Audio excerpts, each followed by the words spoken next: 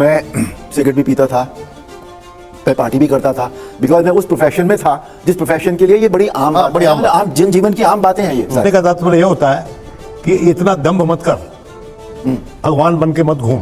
तो थोड़े से इमेच्योर है, अभी उनको मैच्योरिटी की जरूरत है। बेहतर शासक कौन, हुमायूं, अकबर या औरंगजेब? अकबर। अकबर। बेहतर विचारक कौन, श्यामा प्रसाद मुखर्जी जी या बाबा साहब भीमराव अंबेडकर जी? जय श्री राम मित्रों।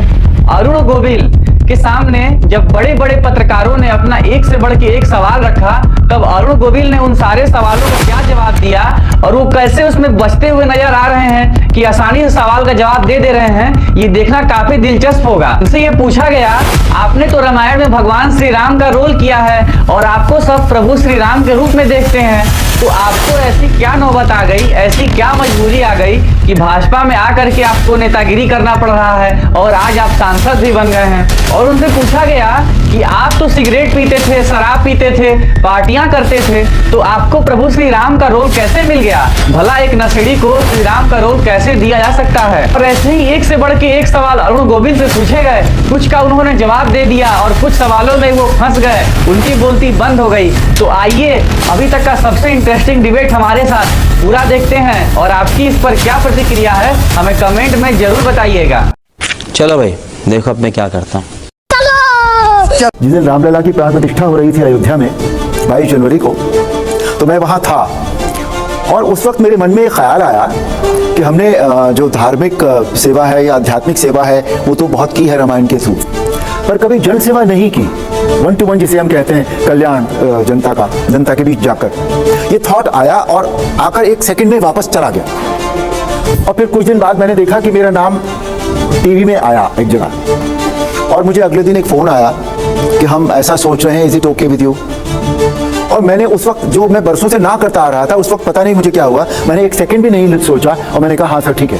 बिकॉज कहीं मन में मेरे सबकॉन्शियस में ये बात आ गई थी कि मुझे जनसेवा करनी चाहिए।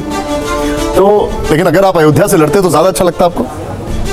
नहीं, ऐसा जरूरी नहीं है। अब ये जो मेरा थॉट ही नहीं था लड़ने का, और तो अब अगर मेरठ से मेरा नाम आया तो मुझे, क्योंकि मेरठ मेरा शहर है, मैं I was born and brought up in Meerut. ये बात सही है ना कि आप सिगरेट पीते थे, शराब पीते थे, पार्टी करते थे, धार्मिक भावनाएं आहत नहीं होती थी लोगों की? क्योंकि आजकल तो बहुत सेंसिटिव हो गया मामला।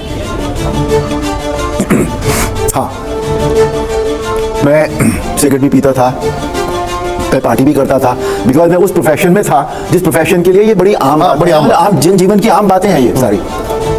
लेकिन जब मैंने फिर रामायण करनी शुरू की तो फिर मैंने ये सब बंद कर दिया था। बिल्कुल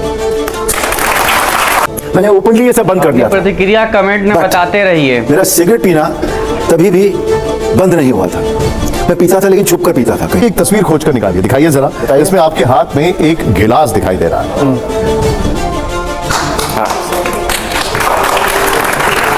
पहली बात तो ये है कि ये एक जनरल पार्टी का फोटोग्राफ नहीं है, पहली बात तो। अच्छा ओके, है ना? हाँ। इसका बैकग्राउंड आप देख रहे हैं ना, जो एक सोफा है, हाँ। है ना?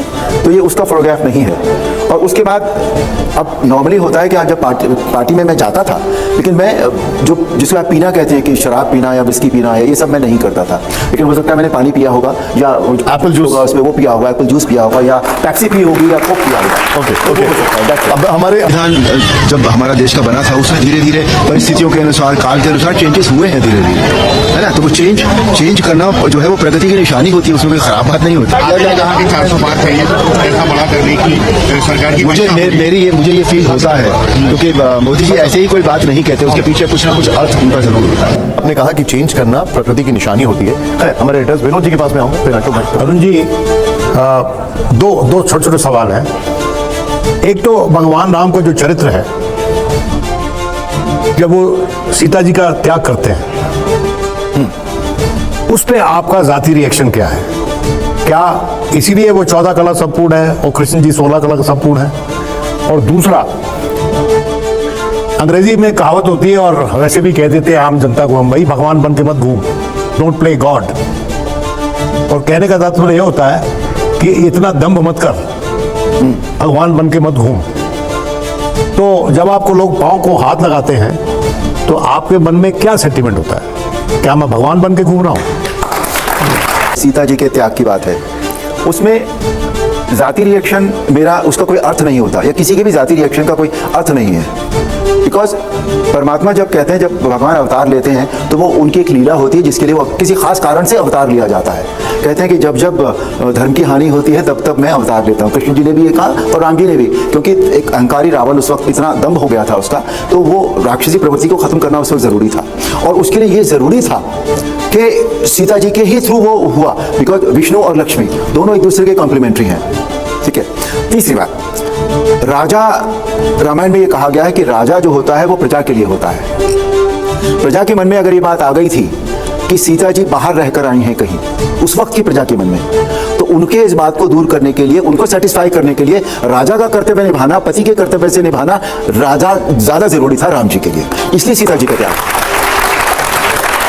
दूसरी बात, जब लोग मेरे पांव छूते हैं तो उस वक्त मेरे दिमाग में बिल्कुल पहले तो मुझे अच्छा नहीं लगता था ये कि मेरे से बच्चे पांव छुए, ठीक है, समझ में आती है बात, हमारे बेटे भी पांव छू लेते हैं। पर जब बड़े लोग, मेरे से बड़ी उम्र के लोग भी पांव छूते थे तो मुझे बहुत खराब लगता था और मैं कहता था कि नहीं, ये आप क्या कर रहे हैं। उसमें जिस तरीके से 80s में आप लोगों ने रामायण की और जो अब रामायण आती है, उसमें क्या फर्क देखते हैं कैरेक्टराइजेशन में, राम के, भरत के, लक्ष्मण के, सीता के?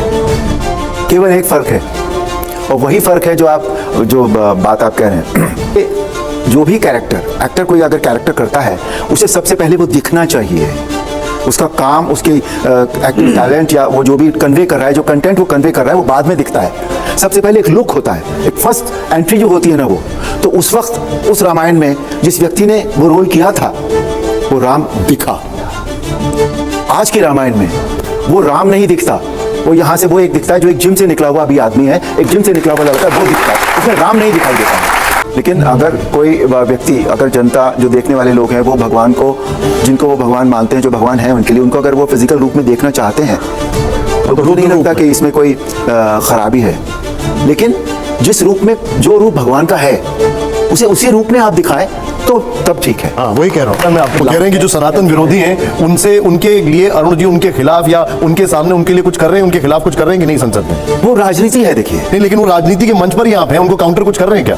नहीं, राजनीति के मंच पर आप धर्म को लाने की पहली बात तो मैं तो कोशिश नहीं करता कभी। हाँ, ठीक है। मेरे लिए धर्म, दूसरे हम रिलीजन की अगर हम बात करते हैं या आध्यात्मिकता की बात करते हैं, मेरा एज ए ह्यूमन बीइंग मैं कभी नहीं चाहता कि as a normal person of this citizen of India कि धर्म को राजनीति में लाया जाए, मैं नहीं चाहता बिल्कुल।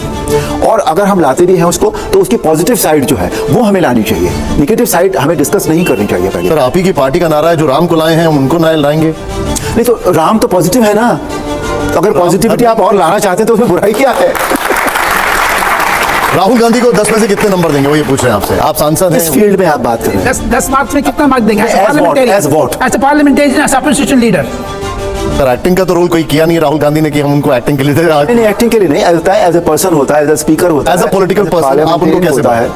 एज अ पॉलिटिकल पर्सन मैं खाली इतना कहूंगा कि उनके जो बयान में नंबर की बात नहीं करूंगा आपके साथ, मैं खाली ये कहूंगा कि वो कभी कभी जब पार्लियामेंट में बयान देते हैं या बाहर भी बयान देते हैं तो वो थोड़े से इमेच्योर हैं, अभी उनको मैच्योरिटी की जरूरत है। ठीक है, उन्हें सोचकर बयान देना। ठीक है। हमारा रैपिड फायर का पहला राउंड दिखाइए जरा। ये पहला सवाल है, बेहतर शासक कौन, हुमायूं, अकबर या औरंगजेब? अकबर। बेहतर विचारक कौन, श्यामा प्रसाद मुखर्जी जी या बाबा साहब भीमराव अंबेडकर जी? दोनों के विचार का जो क्षेत्र है वो अलग अलग है। अगर ओवरऑल हम देखें एक पूरे भारत के लिए, तो बाबा साहब भीमराव अंबेडकर हैं, और एक पर्टिकुलर धर्म के मानने वालों को लिए देखें हम, वो भी भारत के लिए ही, उन्होंने भी भारत के लिए ही सोचा है। इन्होंने संपूर्ण सभी जातियों को, सभी धर्मों को लेकर इन्होंने सोचा था, और उन्होंने भी भारत के लिए सोचा है। तो श्यामा प्रसाद मुखर्जी भी अपने आप में उतने ही महत्वपूर्ण हैं जितने बाबा साहब भीमराव अंबेडकर हैं। नहीं, आप परिवारवादी नेता कौन है, चिराग पासवान, जयंत चौधरी या अजीत पवार? परिवारवादी नेता कौन है इसमें से? जी, तीनों ही हैं। तीनों ही हैं। ये तीनों आप ही के साथ ही है? हाँ, तो ये इनके भी परिवार में राजनेता हुए हैं, और इनका परिवार में तो बहुत ही राजनेता हुए हैं, और ये भी परिवार से हैं। तो मित्रों, कैसा लगा आपको हमारा ये वीडियो? तो ऐसे ही और भी इंफॉर्मेटिव और इंटरेस्टिंग कंटेंट के लिए आप हमारे वीडियो को लाइक करके चैनल को सब्सक्राइब कर लीजिएगा, और कमेंट में अपनी प्रतिक्रिया जरूर बताइएगा, ताकि आपके लाइक, सब्सक्राइब और कमेंट से हमको मोटिवेशन मिले, और ऐसे ही और भी इंटरेस्टिंग वीडियो आपके लिए हम बना सकें। आपसे मिलते हैं हम अगले वीडियो में, अपना ख्याल रखिएगा, तब तक के लिए जय हिंद।